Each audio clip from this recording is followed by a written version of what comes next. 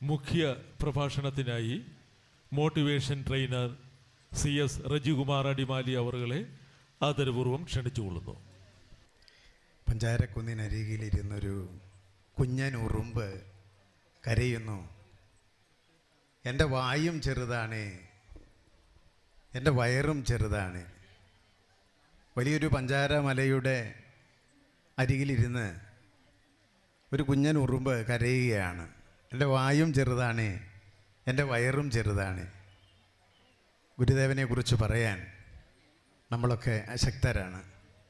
ഏറെ ബഹുമാനായ, ഇവിടെ വളരെ ചടുലമായി സംസാരിച്ച് ഏറെ ആദരണീയനായ ശാരദാനന്ദ സ്വാമികൾ ഈ ചടങ്ങ് ഇവിടെ ഉദ്ഘാടനം ചെയ്യുകയും കാലികമായ ഒരുപാട് പ്രശ്നങ്ങളെക്കുറിച്ച് സമഗ്രമായി സംസാരിക്കുകയും ചെയ്ത പ്രിയപ്പെട്ട ബിന്ദു കൃഷ്ണ, അല്പസമയത്തിനു മുമ്പ് ഏറെ വേഗതയിൽ തൻ്റേതായ കാര്യങ്ങളെല്ലാം പറഞ്ഞുപോയ സ്ഥലം MLA, എന്നെ ഇങ്ങോട്ട് ക്ഷണിച്ച ബഹുമാനായ എൻ്റെ രജിസ്ട്രാർ പ്രിയപ്പെട്ട സുകുമാര സാറ്, അസംഗാനന്ദ സ്വാമികൾ, മറ്റ് വളരെ ഗുരുസ്ഥാനീയരായ എന്നെ കേൾക്കുന്നവരെ, സ്നേഹമുള്ളവരെ, ബെർലിനിലെ ഒരു തിയേറ്ററിൽ ഹിറ്റ്ലർ വേഷം മാറി ഒരു സിനിമ കാണാനായി എത്തി.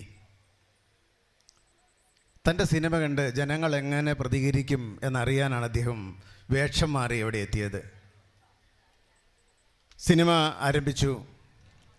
ഹിറ്റ്ലറുടെ ചിത്രം സ്ക്രീനിൽ തെളിഞ്ഞു വരുമ്പോൾ ആളുകളെല്ലാം എഴുന്നേറ്റ് നിന്ന് കൈയടിക്കാനും മുദ്രാവാക്യം വിളിക്കാനും തുടങ്ങി. ഹിറ്റ്ലർ എഴുന്നേറ്റില്ല. അടുത്തിരുന്നയാൾ അദ്ദേഹത്തിൻ്റെ തോളിൽ തട്ടിക്കൊണ്ട് പറഞ്ഞു, സുഹൃത്തേ, എഴുന്നേൽക്കുക, അല്ലെങ്കിൽ ആ നീചനായ ഹിറ്റ്ലർ നിങ്ങളെ വെടിവെച്ച് കൊല്ലും.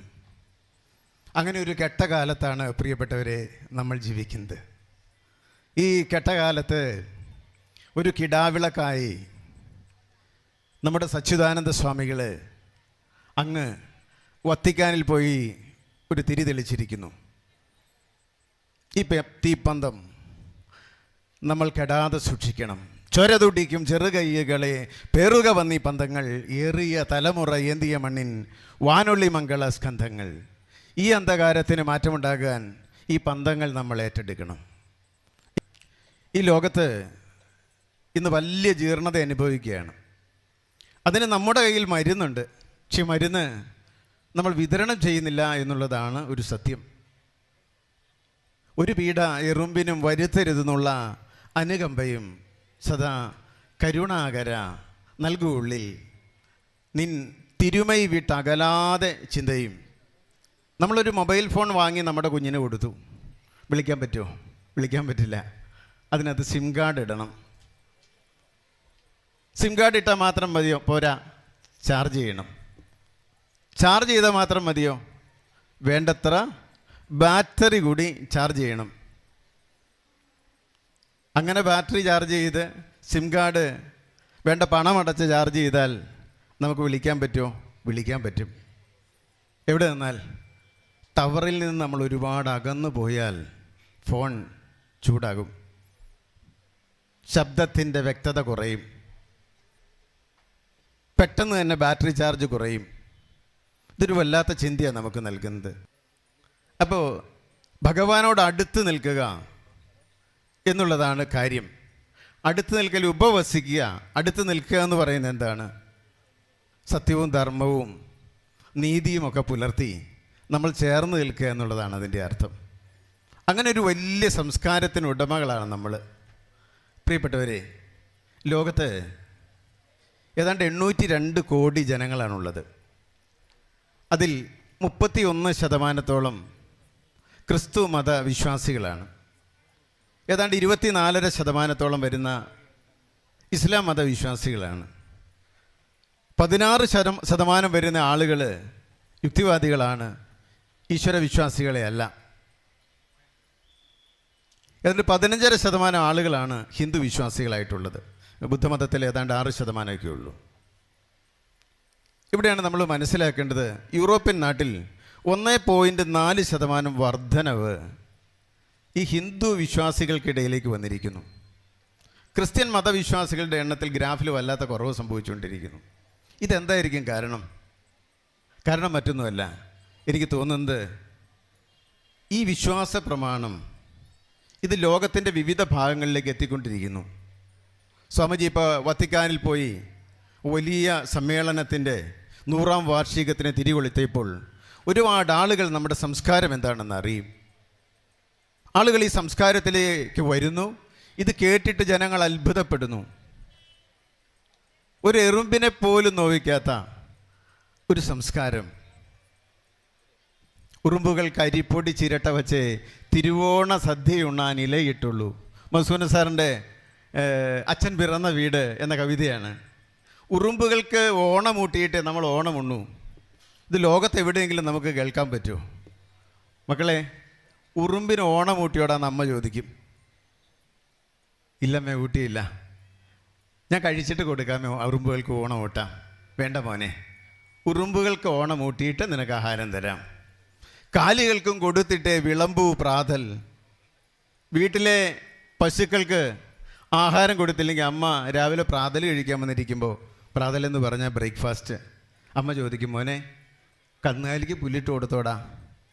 ഇല്ലമ്മേ, ഞാൻ കഴിച്ചിട്ട് കൊടുക്കാം. പോരെ മോനെ, അതൊരു മിണ്ടാപ്രാണിയല്ലേടാ, അതിന് കൊടുത്തിട്ട് കഴിക്കുക. ഇത്ര സോഫ്റ്റായിട്ടൊന്നുമല്ല അമ്മ പറയുന്നേ, ഇല്ലേ? പുഴമീനിന് അരിയിട്ട് വണങ്ങിയിട്ട് പുഴക്കര തേവരെയും തൊഴുമാറുള്ളൂ. പുഴമീൻ അരിയിട്ട് കൊടുക്കുമ്പോൾ നമ്മൾ പുഴക്കര തേവരേക്കാൾ പ്രാധാന്യം ആർക്ക് കൊടുക്കുന്നു?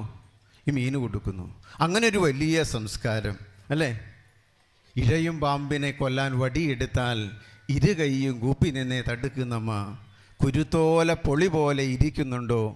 കുരിയാല പടിയെത്തി മറയുന്നുണ്ടോ? കുലം കാക്കും നാഗമാണേ നമസ്കരിക്കൂ, കുലദോഷം വരുത്തല്ലേ എന്ന് പ്രാർത്ഥിക്കൂ. പാമ്പിനെ കൊല്ലാൻ വേണ്ടി വടിയെടുത്ത് അമ്മ ചോദിക്കുക, മോനെ സർപ്പ കൊല്ലരുത്, അത് നമ്മുടെ കുലം കാക്കുന്നതാണ്.